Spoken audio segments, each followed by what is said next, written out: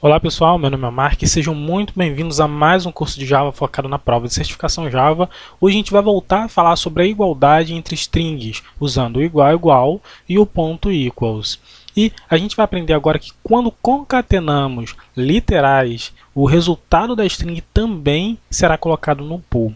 Eu vou explicar um pouco melhor com esse exemplo que está aqui na tela.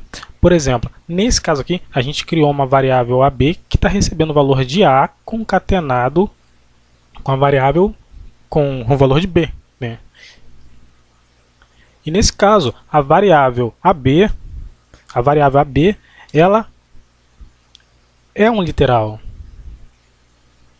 e vai ser colocado no pool.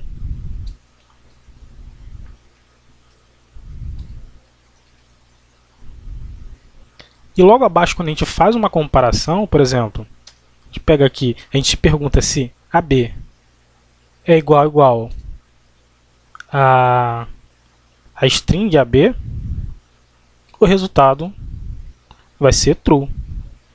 Vamos salvar, vamos executar e o resultado é true. Então, toda vez que vai ser atribuído dois valores concatenados para uma variável do tipo string, esse valor, essa variável, ela também vai ser um literal, ou seja, vai ser criado somente um objeto e tanto a variável AB quanto o valor AB, que é o resultado dessa variável, estão apontando para o mesmo objeto. Então, se estão apontando para o mesmo objeto, para o mesmo endereço de memória ou para a mesma classe, eles vão ser iguais, ok?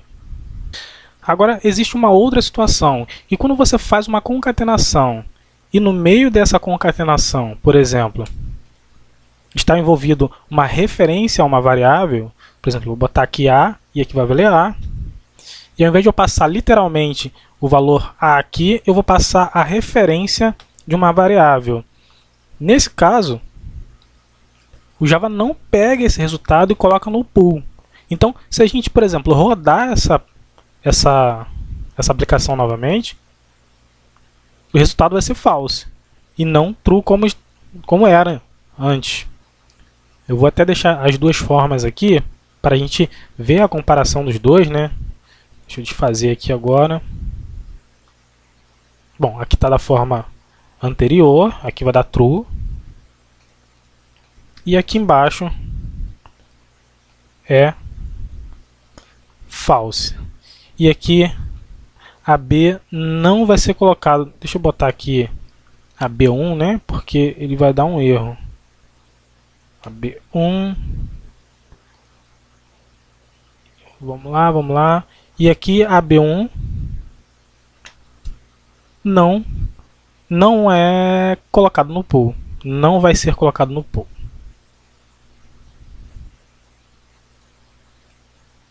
Vou botar um ponto aqui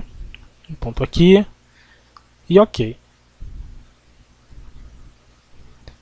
Então, resumindo, se no meio de uma concatenação tiver a referência de uma variável, o valor não é colocado no pool, e quando a gente compara o valor de AB1, que vai ser AB, né? Vai ser a mesma coisa que isso aqui. Se a gente imprimir AB1, ele vai imprimir esse resultado aqui. E comparar com uma string AB1, ele cria um segundo objeto e eles não apontam para o mesmo endereço de memória, logo o resultado vai ser false. Diferente dessa primeira situação aqui, no qual eles apontam para a mesma referência, para o mesmo objeto, e o valor é true, o valor retornado é true. Eu vou até completar aqui para ficar um pouco mais claro. Não vai ser colocado no pool, pois será criado uma nova string, né? Uma nova string ou um novo objeto, né? Agora, falando de uma segunda situação, eu vou criar uma outra classe aqui. Opção new, opção class, comparação string 3. Vou criar com o método principal, finish, ok. Então, a gente sabe que strings são imutáveis, ou seja, elas nunca mudam. e que cada método chamado em uma string retorna uma nova string, sem alterar o conteúdo do objeto original. Esses objetos são resultantes de retornos de métodos, não são buscados no pool, ou seja, não são colocados no pool porque são criados dois objetos, são objetos novos. Bom, eu vou simplificar o que eu acabei de falar porque fica um pouco confuso. Eu vou criar uma string txt, que vai receber o nome, vou botar aqui, um texto qualquer, Logo abaixo eu vou criar uma segunda string, txt1, que vai receber o valor texto, e embaixo eu vou criar uma nova string, txt2, e eu vou chamar o método toString. Opa, não, na verdade, não o método toString, mas o método substring, para ele me retornar um pedaço desse texto. Na verdade, eu vou querer pegar esse pedaço desse texto aqui. Então, eu vou colocar aqui o txt.substring, cadê ele aqui? Substring, e eu vou querer pegar da posição 3 até a posição 8. Deixa eu ver se eu peguei ele certinho, deixa eu imprimir ele aqui embaixo.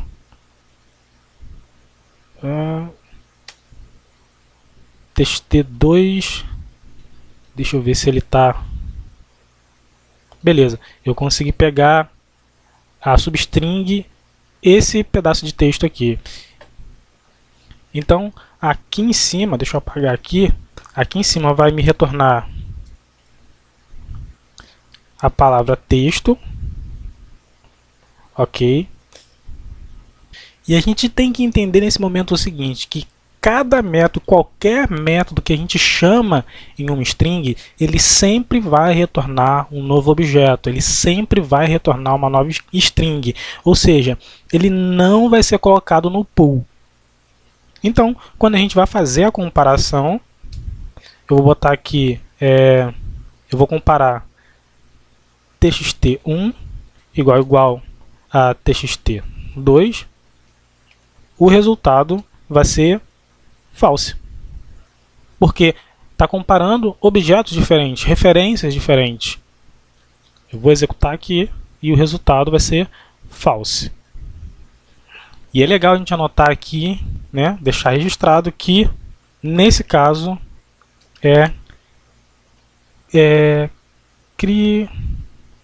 criado uma nova string. Beleza? E isso acontece também, até mesmo se a gente, por exemplo, colocar de forma literal aqui, né? Se esse txt2 está retornando a substring, que é esse pedaço de texto aqui, se eu escrever ele aqui, né, substituir, da mesma forma, o resultado vai ser... Opa, deixa eu ver aqui o que aconteceu. Deixa eu ver... Na verdade aqui é o txt2, né, que é a substring, que vai retornar a palavra texto, e o literal texto. Bom, é isso.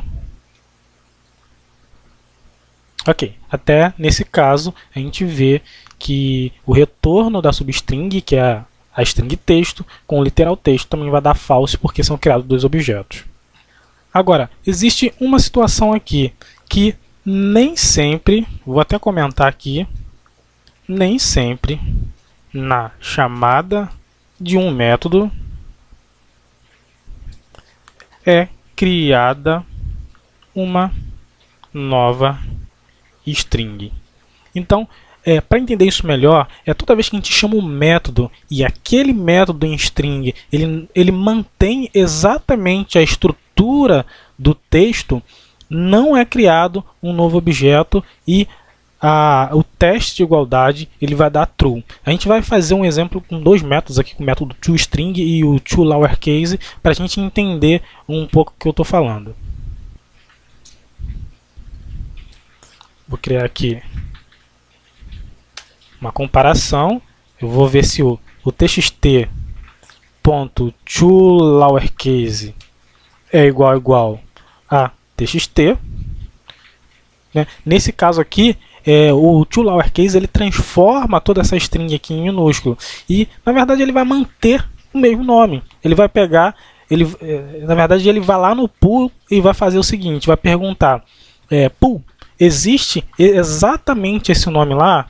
Porque se existir esse nome lá, eu não vou criar um novo objeto, eu simplesmente vou aproveitar o que está lá e não vou criar um novo objeto. Nesse caso, ele vai fazer isso e o resultado, aqui eu vou botar aqui, não cria um novo objeto, ou melhor, né, uma nova string. Ele não cria uma nova string e o retorno é true. Beleza, então a gente vai testar aqui, vou salvar. Deixa eu botar para cá. E o resultado é true. E se a gente pegar também um outro método aqui, que é um método até mais conhecido, que é o toString, que devolve aquela string, né? toString, ele devolve aquela mesma string, ele vai fazer a mesma coisa. Ele vai lá no pool, cara, tem exatamente esse nome aí? Ele vai falar, tem. Então eu não vou criar um novo objeto, não vou criar uma nova string, eu vou aproveitar o que já está lá no pool. Então ele não faz nada, nem nesse caso aqui do lowercase, nem do toString, ele não cria nenhum objeto, ele simplesmente pega o que está lá, compara ele com ele mesmo e o resultado das duas comparações é true e true. Ao contrário, por exemplo, quando a gente usa o método, o toUpperCase, que transforma tudo em maiúsculo, toUpperCase. Quando a gente chama o toUpperCase, o que acontece? Ele modifica a estrutura do texto, ele não fica em minúsculo. E como o Java é case sensitivo, ou seja, uma palavrinha, uma letra em maiúsculo já modifica o valor daquele literal, então modificou, ele, opa, não existe exatamente esse nome lá. Então ele cria uma nova string, um novo objeto e faz a comparação. Como essas duas strings, esses dois valores literais estão em endereços de memória diferentes, né, em referências diferentes, ele vai retornar false. Então a gente vai salvar, a gente vai rodar e o valor é false. Uma outra questão que cai muito na prova é saber, eles dão um trecho de código para a gente e eles querem saber quantos objetos do tipo string foram criados naquele trecho de código. Então a gente vai criar uma nova classe, a gente vai lá em tipos de dados, opção new, opção class, e aqui conta string. Conta string, método principal, opção finish. E aqui embaixo eu vou digitar um trecho de código para a gente começar a trabalhar com ele. Por exemplo, string h é igual a new string com a palavra com conteúdo hello. E a gente vai criar novamente aqui embaixo. Deixa eu botar aqui. Opa. O que eu fiz? Ah, tá. Vamos lá. Ctrl C. Vou colar aqui embaixo o H1. E o H1 vai ser atribuído de uma forma literal. Hello.